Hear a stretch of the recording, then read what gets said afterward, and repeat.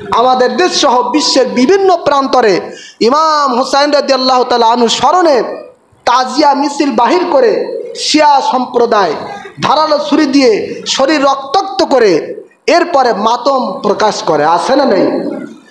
কি 10ই মুহররম আপনারা দেখেন না? বিভিন্ন নিউজ, বিভিন্ন টেলিভিশনের মাধ্যমে আমরা দেখি যে চট্টগ্রামে, ঢাকায়, বিভিন্ন প্রান্তরে, শুধু আমাদের দেশ নয়, আমাদের দেশ সহ বিশ্বের বিভিন্ন দেশে তারা ধারালো ছুরি দিয়ে হায় হোসেন করে নিজের শরীরটা রক্তাক্ত করে এবং শোক মাতম প্রকাশ করে। জোরকার নাউজুবিল্লাহ। ইমাম হোসেনের স্মরণে, জোরকার নাউজুবিল্লাহ। আচ্ছা বলেন তো, এমন মাতম, এমন শোক এটা প্রকাশ করা ইসলাম কি সমর্থন করে? কখনোই করে না। নবীজি সাল্লাল্লাহু আলাইহি সাল্লাম বুখারী শরীফের মধ্যে বলেছেন, লাইসা মিন্না মান দরাবাল খুদুদা ওয়া শাক্কাল জুয়ুবা ওয়া দা বিদাওয়াল জাহিলিয়া। জোরে কান নাউজুবিল্লাহ। নবীজি সাল্লাল্লাহু আলাইহি সাল্লাম বলেছেন, যারা শোক পালনে গাল চাপড়ায়, কি চাপড়ায়? শোকে গাল চাপড়ায়, বুকের জামা ছিঁড়ে ফেলে, এরপরে জাহিলি যুগের মতো চিৎকার করে, তারা আমাদের দলভুক্ত নয়। জোরে কান নাউজুবিল্লাহ। লাইসা মিন্না, ওই সমস্ত ব্যক্তিরা আমাদের দলভুক্ত নয়।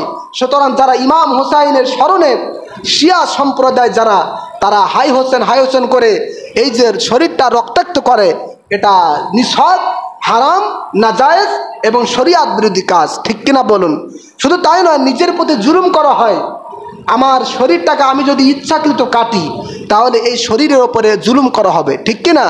আর আল্লাহ পাক নিজে বলেছেন কোরআনের মধ্যে, ফালা তাজলিমু ফিহিন্না আনফুসাকুম, এই মাসগুলো যখন আসবে, মুহররম মাসগুলো যখন আসবে, তখন তোমরা নিজেদের প্রতি জুলুম করো না। কাজে যারা শিয়া সম্প্রদায় এভাবে করে হাই হোসেন করে শরীরটা রক্তাক্ত করে, নিছক তারা নিজেদের প্রতি জুলুম করে। সুতরাং এ সমস্ত অনুষ্ঠান, এ সমস্ত কিছু আমরা করব না। আমরা করব কি?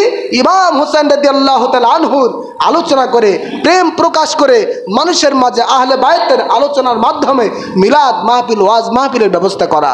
ঠিক কিনা বলুন? এগুলো প্রত্যেকটা শরিয়াত সমর্থিত। সম্মানিত হাজিরিন, সুতরাং ইমাম হুসাইন রাদিয়াল্লাহু তাআলা আনহুর স্মরণে এবং 10ই মুহররমের স্মরণে আমরা সকলেই চেষ্টা করব এই দিনটা অত্যন্ত সুন্দরভাবে উদযাপন করা। পারবো তো ইনশাআল্লাহ? জোরে বলেন, পারবো তো ইনশাআল্লাহ?